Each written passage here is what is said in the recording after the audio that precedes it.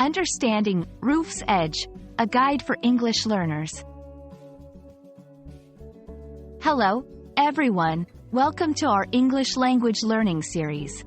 Today, we're going to explore a very specific phrase, roof's edge.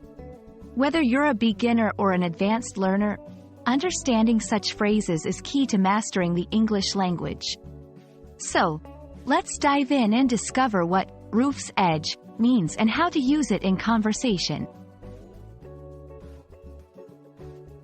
Roof's edge is a compound noun made up of two words, roof and edge.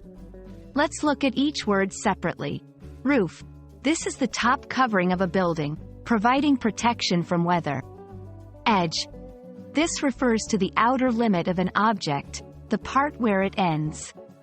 When we combine these words, roof's edge specifically refers to the outer limit or boundary of a roof. It's where the surface of the roof stops or where it meets open space.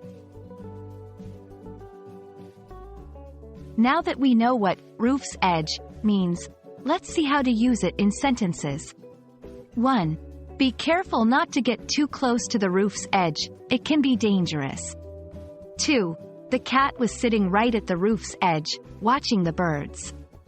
In both examples, roof's edge is used to describe a specific location on the roof. It's often used in contexts that involve safety, construction, or observation. One common mistake learners make is confusing roof's edge with edge of the roof. While they can be used interchangeably, roof's edge is more specific and concise. Avoid overcomplicating the phrase. Remember, simplicity is key in effective communication. And that's all about roof's edge. I hope this video has helped clarify this phrase for you. Remember, understanding such specific phrases enhances your fluency and confidence in English. Keep practicing, and don't hesitate to revisit this video if you need a refresher. Happy learning, and see you in our next video.